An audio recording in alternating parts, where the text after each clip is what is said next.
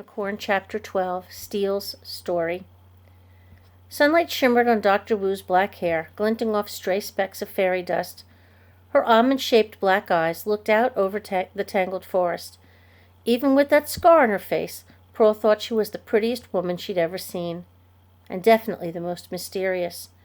She and Ben knew very little about her, only that she'd lived in Iceland before moving to Buttonville, and that she had the most amazing job in the world. They'd also learned that she'd met a dangerous man named Maximus Steele. Now she was going to tell her apprentices more about him. The grass was quite comfortable, spongy and warm. Pearl scooted closer to the doctor so she wouldn't miss a word of the story. Ben pushed up the sleeves of his lab coat, equally eager to hear the tale.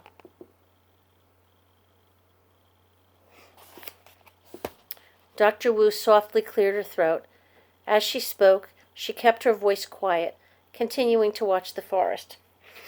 When I was about your age, I worked as an apprentice to my grandmother, Dr. Diamond Wu, one of the most respected veterinarians to care for imaginary creatures. We'd moved to a new town, and I was going to school on weekdays and apprenticing on weekends.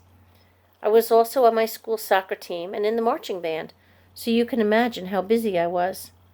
I love soccer, Pearl bleated so loudly that she startled a passing dragonfly. It squeaked with alarm and fluttered away. Oops, sorry. She brushed her loose hair from her eyes. Perhaps we can play a game sometime. Dr. Wu pulled a rubber band from her pocket, then proceeded to gather Pearl's hair into a ponytail. Unfortunately, secret veterinarians often move from town to town to avoid being detected. Because of this, I don't have many friends. And because I could never invite anyone to my house, I never had a best friend. That is, until I met Maximus. She turned and spoke directly to Ben. He looked a bit like you in those days. When you stepped into my office that first time, I thought you were a ghost from my past. I don't believe in ghosts, Ben said. I don't blame you for not believing in them. They are very difficult to see, and in many cases, seeing is believing. She turned her focus back toward the forest. A few treetops rustled. Pearl sat up straight. Was something out there? She and Ben held their breath as more treetops rustled. When nothing appeared, Dr. Wu shifted position and continued her story. Max made me laugh. He was the class clown, always telling jokes and pulling silly pranks. We went to marching band practice together. He played the tuba and I played the flute. We'd get in trouble because when we were laughing, we couldn't walk in a straight line. One day he laughed so hard he fell right over and dented his tuba. Her mouth turned up slightly, forming a brief smile as she remembered this moment. Then her smile faded. His family was very poor, and they couldn't afford to buy a new tuba, so he was kicked out of marching band. That doesn't seem fair, Pearl said. Without marching band practice, Max didn't have anything to do, Dr. Wu told them. Because he was my best friend, I persuaded my grandmother to make him an apprentice. I swore to her that he was a good person. I promised her that he could be trusted. She picked a blade of grass and ran it through her fingertips. He never broke the contract of secrecy, but he showed signs of temptation, and that worried my grandmother. Temptation? Ben asked. Max had been brought up always wanting for something, she explained.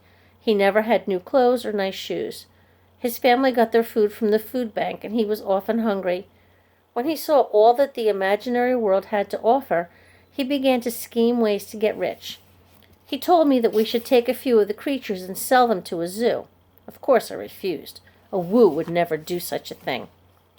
One day he put a fairy in his pocket and tried to bring it back through the portal. My grandmother found out and fired him. The breeze picked up, rustling branches. In the distance, a flock of giraffe birds took to the sky. We had to move, of course. Grandmother was afraid that Max would reveal our secrets. We left in the middle of the night. I was too angry to say goodbye. I had just started to feel at home, and because of him, I had to leave a soccer team, a marching band, and a best friend. He'd ruined everything. She paused. Pearl felt as if an eternity had passed before Dr. Wu started talking again. The next time I saw him, I had just graduated from university. We ran into each other at a conference. He'd become a famous animal collector and was giving a lecture on how to trap exotic creatures. He said he still wanted to be my friend. but what he really wanted was access to the imaginary world. Pearl remembered the giant trap that had been used to capture the rain dragon. How did he get in? She asked. I don't know. Is this why the unicorn blessing is broken? Pearl asked. Did Maximus Steele come here to take a horn? She almost didn't want to know the answer. It's possible. The doctor's expression was heavy with concern. A unicorn horn is the most coveted horn of all. Why? Pearl asked. Because it contains magic. Really? Then shoot away another dragonfly. What can it do? When ground to a fine powder, a unicorn horn can cure illness and make poisoned water drinkable. Wow, that could help a lot of people, Ben said. The water in Los Angeles isn't poisonous, but it tastes terrible. I don't understand something, Pearl said. Why would he have to trap a unicorn to get a horn? I mean, couldn't he find one on a unicorn skeleton? Once a unicorn dies, its body disappears. Nothing is left behind. So the only way to get a horn is to take it from a living unicorn.